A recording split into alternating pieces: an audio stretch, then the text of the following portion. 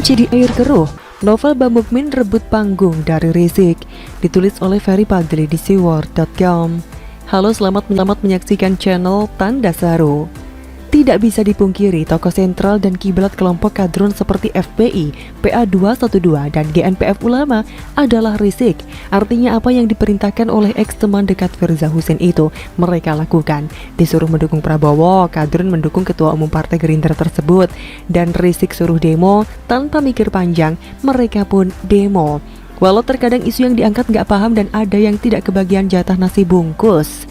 Nah, sekarang bisa dibilang kelompok kadrun ini tidak sepowerful dulu lagi, karena sosok yang mempersatukan mereka, Rizik, lagi mendekam di penjara. Lihat saja sekarang, mereka demo pun pesertanya hanya sedikit, itu pun masih takut sama water cannon Brimob. Beda dengan saat Rizik jadi korlap mendemo Ahok dulu, yang hadir ratusan ribu. Bahkan beberapa politisi ikut nimbrung di sana, seperti Hidayat Nur Wahid dan Fahira Idris. Ini juga yang menunjukkan bahwa mantan Bang Thoyib yang pernah kabur ke Arab Saudi itu cukup diperhitungkan pengaruhnya. Tapi ibarat kata, kesombongan hanya akan membawa pada kehancuran. Pasca tiba di tanah air setelah dideportasi oleh kerajaan Arab Saudi, Rizik masih disambut oleh banyak orang di Bandara Soekarno-Hatta. Padahal sebelumnya ia tersandung kasus chat porno yang menurut prediksi ia akan ditinggalkan oleh pendukungnya. Jangankan tersandung kasus chat asusila, A.A. Gym saja yang cuma poligami dengan mantan modal terkenal Teh Rini ditinggalkan oleh jamaahnya, yang kala itu sempat membuat pondok pesantren Darut Tauhid nyaris bangkrut. Tapi sungguh di luar prediksi. Jamaahnya masih tetap setia mendukung Rizik meskipun kelakuan pendiri FPI tersebut enggak berakhlak.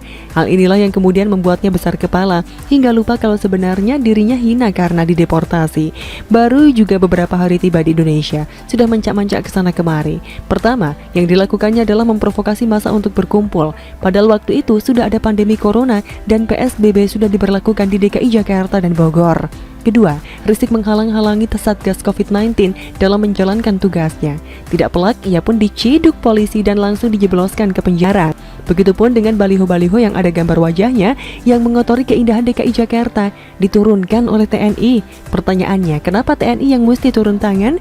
Karena kalau nunggu Satpol PP DKI yang menertibkan baliho yang tidak berizin tersebut, sampai kiamat pun tidak akan ditertib-tertibkan. FPI itu garda terdepan pendukung Anies Verguso. Jadi kalau Satpol PP menurunkan baliho Rizik, siap-siap saja kalau Satpol PP-nya yang diganti. Dan seiring berjalannya waktu, Rizik pun divonis 4 tahun penjara. Segala upaya yang ia tempuh untuk bebas dari jerat hukum ditolak oleh majelis hakim. Yang hal ini semakin menguatkan kalau dia memang bersalah, bukan dikriminalisasi. 4 tahun itu bukan waktu yang singkat. Akibatnya, FPI juga kehilangan sosok pemersatu dalam waktu yang lama. Dan si Rizik tentunya juga akan kehilangan panggung, karena bagaimana mau dapat panggung kalau dirinya saja di penjara. Nah, kekosongan panggung kadrun inilah yang coba dimanfaatkan oleh novel Bamukmin. Pertanyaannya, dengan cara apa? Menjadikan dirinya sebagai pusat perhatian, tanpa tahu arti elektabilitas itu apa dan mungkin juga nggak hafal Pancasila. Novel mengatakan siap maju di Pilpres 2024 mendatang menjadi cawapres Anies. Novel pun beralasan kenapa ia mau maju di Pilpres, karena Indonesia sudah diambang kehancuran. Jadi seolah-olah dirinya dan Anies akan menjadi satrio piningit ke depannya. Nah, meskipun pernyataan Novel mau jadi Wapres itu terkesan bercanda dan lucu, tapi hasilnya sekarang ia viral loh. Tidak sedikit media mainstream yang memberitakannya tersebut, seperti detik.com, jpnn.com, tribunnews.com, hingga media punya Haritano, sindonews.com. Begitupun dengan warga dunia maya, tidak sedikit yang membicarakannya, bahkan secara terang-terangan mendukung Novel. Sangat layak, bahkan novel Bamukmin adalah cawapres paling populer dan sangat meyakinkan dibanding calon cawapres-cawapres lainnya. Pak Anies harus mengambilnya atau akan menyesal seumur hidup, cuit pemilik akun Twitter @allebaran76. Sekarang, berhubung Rizik lagi di penjara, tidak ada satupun orang yang merekomendasikannya sebagai capres lagi. Beda dengan novel yang setidaknya sudah mendapat dukungan dari masa 212 dan netizen. Dan jangan lupa di bulan Agustus ini nama novel lebih banyak loh dibicarakan netizen daripada Rizik. Di samping ada novel Baswedan yang ngemis minta diangkat jadi PNS meskipun tidak lolos TWK, ditambah dengan tingkat PD-nya yang sudah melebihi ambang batas. Hal inilah yang akan membuat novel Bamukmin secara perlahan tapi pasti menggeser popularitas Rizik. Terakhir, kalau ada pertanyaan siapa yang akan menjadi the next imam besar FPI selanjutnya, maka si novel inilah jawabannya. Bagaimana menurut Anda?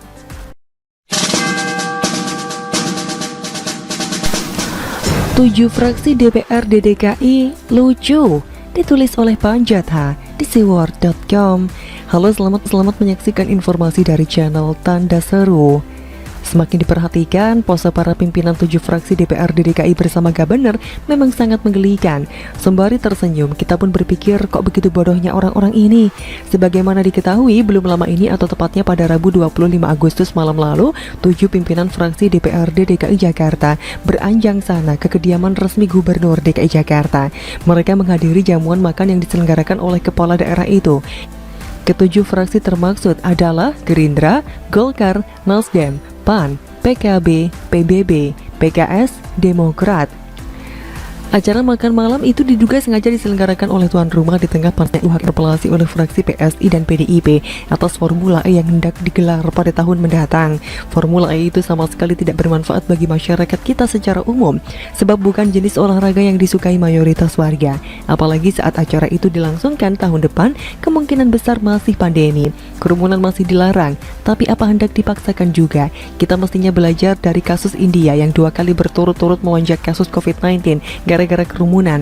Yang pertama ketika Juni 2021 lalu, jutaan rakyat berkumpul di tempat suci Sungai Gangga untuk acara keagamaan tanpa protokol kesehatan.